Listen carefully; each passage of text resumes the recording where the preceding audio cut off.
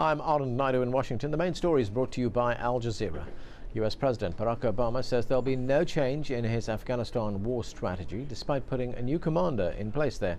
But US officials also say the new commander, General David Petraeus, can be flexible in his approach. Petraeus' confirmation hearings are scheduled for next week. A court in Pakistan has found 5 Americans guilty of plotting attacks on Pakistani soil.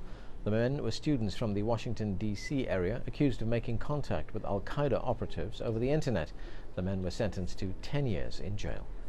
Alleged Jamaican drug lord Christopher Dudus Coke has arrived in New York after being extradited on weapons and drugs charges. Coke was arrested on Tuesday, nearly a month after a bloody standoff with police killed 76 people.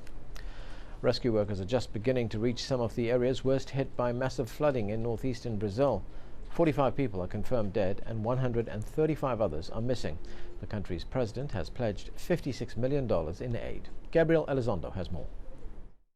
The level of destruction in this town is just absolutely unbelievable. Every single government service has collapsed. This is the town hospital now. Everything. There's simply no more public service here anymore in the entire town.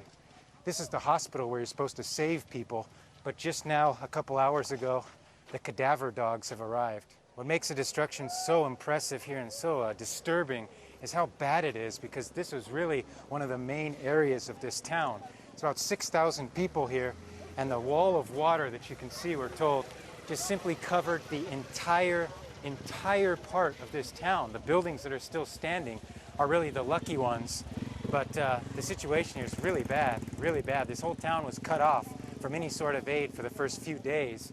So really, rescue crews are just now starting to really get in and assess how bad the damage is here. Look. And those are our top stories. You can keep up to date with all the news on our website at aljazeera.net/English.